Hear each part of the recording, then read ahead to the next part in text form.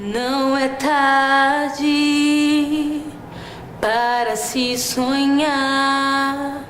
O céu ainda é azul, a esperança é só olhar no olhar de uma criança, no sorriso de uma mãe que deu à luz. O abandono, ele se dá de diversas formas. Tem muitas pessoas que são pais e mães e que abandonaram seus filhos mesmo estando sob a guarda deles ainda, né? Então tem diversos graus de abandono, né? Aqui nós estamos falando desse grau, que é o grau máximo do abandono, é quando a pessoa sai da responsabilidade dela, tira da responsabilidade dela uma criança e passa essa guarda para o Estado. Eu tô aqui há 10 anos, cheguei com 4 anos. O que você acha de ficar aqui dentro? Ficar aqui, né, no lar? Bom e ruim. Bom porque tira a gente dos lugares que pode correr risco, e ruim é que a gente fica longe das famílias. Por que vocês vieram pra cá? Porque a gente passava necessidade e a minha mãe tinha que sair pra trabalhar e a gente ficava em casa sozinho. E a gente ficava na rua, claro, a gente não ficava em casa. Então denunciaram a gente veio pra cá e eu acho que é isso. Com carinho de todas, você acha que aqui você tem uma casa de verdade, uma família? Não, eu acho que aqui é o que eu tenho hoje, não tem outro lugar. Mas não é uma coisa que eu gosto. Hoje no Brasil, os juízes têm tentado fazer o máximo possível para que essas crianças permaneçam nas suas famílias. Nós sabemos que as questões relacionadas ao risco social são questões que são maiores do que a família. Abrangem todo o sistema econômico, o modo como a gente se organiza como sociedade. Então nós não podemos culpabilizar essas famílias e também essas crianças pelas deficiências econômicas da família. Você ainda é muito ligada com a sua mãe? Sou. Fala um pouco dessa ligação, desse contato com ela. Quando eu fico muito sem ver ela, às vezes eu fico passando mal, eu e a Vitória, que é minha irmã. Assim, e o seu maior sonho na vida é? Ela é com a minha mãe. Guardo muitas mágoas, porque foram momentos muito difíceis. Você acha que perdoar não é mais fácil? Eu não posso perdoar a pessoa que denunciou minha mãe porque ela já morreu, então eu não perdoei. Você vê a sua mãe, tem visto ela? Sim, eu vi ela semana passada, mas não é a mesma coisa. Quando chega a mãe das meninas aqui, é muito bom, sabe? Que eu vejo o carinho que elas têm. E eu não recebo visita nenhuma, entendeu? Aí me dói muito por saber que elas, bem ou mal, tá tendo a família delas e eu tô sem visita nenhuma da minha família. Então, é bem difícil. Resumindo, foi que minha mãe, ela me botou na rua porque ela falava que, né, eu tinha mais ou menos essa obrigação de cuidar dos meus irmãos. Era o que eu fazia. Eu ia, aí tinha que bancar o vício da minha mãe, aí tinha que arrumar comida pros meus irmãos. Que foi quando eu conheci o mundo das drogas, por causa da minha mãe, mas eu também não culpo ela por nada não, entendeu? Passou. Não, eu tenho contato com ela sim, porque não adianta eu falar, pô, não quero mais saber dela, acabou, acabou. A gente aprende a perdoar, dá segunda chance, terceira, porque eu querendo ou não, ela sempre vai ser minha mãe. Ela é sangue do meu sangue. Você sente falta de alguém? Sinto, da minha mãe, porque ela me tratava bem e eu não achava. Porque eu vim pra cá, porque eu tava nervosa e um dia eu apontei a faca pra ela. Teve uma certa vez que eu tava no refeitório, aí não sei como ficaram sabendo, né? Mas aí chegaram, falaram, aquela menina mora no orfanato, o pai dela é bandido, tá preso, não sei o quê.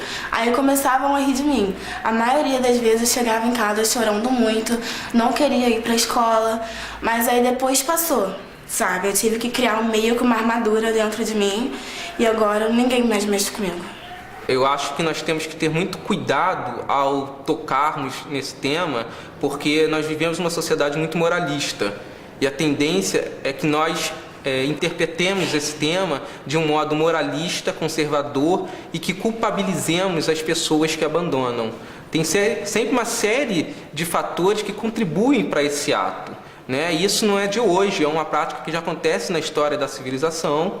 Então, nós tendemos a moralizar algo que nós temos que, como sociedade, buscar entender melhor o ato de abandono. Na minha primeira adoção, apareceu uma moça na minha porta e me oferecendo uma menina. E se eu quisesse essa menina, seria minha.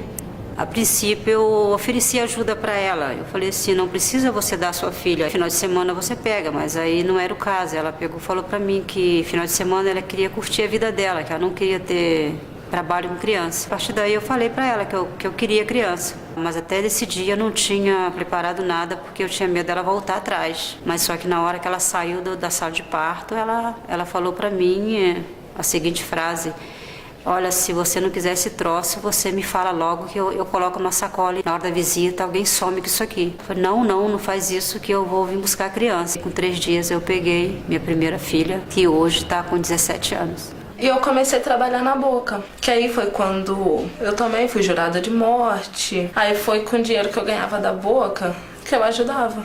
Só que depois tudo foi piorando demais, que eu fui começando a pegar o vício da coisa. Eu já usei maconha, cocaína, nunca usei crack, porque, né, não deu tempo. Fumei também, cigarro. Mas o meu único vício foi a cocaína. Eu já dei overdose 2 vezes e por pouco eu não morri, né? Porque, às vezes, é meio complicado. Porque, tipo, o que eu vivo falando sempre... Porque a educadora e o pessoal do escritório pode vir, pode conviver com a gente. Mas bem ou mal, quando dá a hora deles ir embora, eles voltam pra casa. Eles voltam pra estar junto das suas famílias. Mas a gente não, a gente que passa 24 horas totalmente aqui dentro, sabe realmente o que cada uma passa, sabe realmente as tristezas que acontecem. E eles... algumas não estão nem aí. O segundo caso foi um caso mais triste, né? A mãe dessa criança morreu de AIDS. Aí eu peguei e falei para a menina que me pediu, olha, se vocês quiserem ajuda com a criança, eu estou disposta a ajudar, eu posso entrar lá dar um banho, eu posso passear, se por acaso o pai permitir, porque ele morava com o pai. Aí deram o recado do pai, o pai pegou, foi na minha porta, eu vim aqui, se a senhora quiser conhecer o garoto. Aí peguei meu marido e nós fomos lá. Só que quando nós chegamos lá, não era uma criança normal, era uma criança especial. No momento, assim, eu fiquei assustada. Mas, assim, não eu perdi a vontade de ajudá-lo. Antes, sempre pensei muito em fugir e já fugi. Sempre quando eu fugia, eu sempre voltava ou alguém me pegava. No começo, assim, é porque eu sentia muita vontade de usar droga de novo. E depois porque eu queria minha liberdade de volta. Tenho 10 irmãos. Mas todos eles também estão no abrigo. Você tem contato com eles? Muito pouco. Quando eu cheguei, eu abri a porta, ele estava lá em cima da cama, deitado, sozinho, com a roupinha toda suja, né, cheia de formiga, assim, na roupinha dele, que a roupinha estava mofada. Aí logo o pai chegou atrás de mim e falou assim, não, eu queria perguntar à senhora se a senhora não quer. Aí eu voltei para casa, mas com a criança, né, aí foi que eu arrumei o advogado, e o advogado arrumou a papelada para mim. Quando eu adotei ele, tinha 1 ano e 9 meses. Ele é uma criança que praticamente não tinha cérebro. Eu comecei na vida dos 10 para 11 anos, muito nova. Minha mãe teve uma vez que ela falou que eu tinha essa obrigação porque eu não era filha dela, entendeu? Que eu era adotada. Isso é uma das coisas que eu nunca vou esquecer. Eu nunca vou entender o fato dela ter me tratado diferente do resto dos meus irmãos. Sabe, eu não tenho mais esperança que um dia vai dar certo. O problema é quando ninguém acredita mais em você, sabe? Aí tu se sente sozinho, é só você e você mesmo. Aí sim, tu tem que erguer a cabeça e falar, eu vou conseguir, mas não adianta só falar. E todos os médicos que eu levava, o médico falava que era milagre dele estar vivo, porque geralmente não vive muito tempo, vive o máximo 1 mês, 2 meses. E daí ele foi ficando comigo, ele fez 2 aninhos, 3, 4, 5, 6 anos. Aí quando foi 1 mês antes dele fazer 7 anos, ele teve uma parada na minha mão, ele morreu na minha mão. Vai fazer 1 ano agora, dia 25, que eu perdi meu filho. Essa criança foi tudo na minha vida. Ele mudou a minha vida, a vida da minha família toda. Até hoje, eu e minha família, a gente chora a morte dele. O abandono, quanto mais cuidado a gente tiver, menos abandonado nós somos. Então a frase do Leonardo Boff é: tudo que existe e vive precisa ser cuidado para continuar existindo. É a essência da vida humana. Precisa ser continuamente alimentado, pois o ser humano vive do amor, da ternura e da convivência. Acredite, é hora de vencer. Essa força vem de dentro de você. Você pode até tocar o céu, se crer. Campeão, vencedor, Deus dá asas, faz teu voo. Campeão, vencedor, essa fé que te torna imbatível, te mostra o teu valor. Acho que já acabou.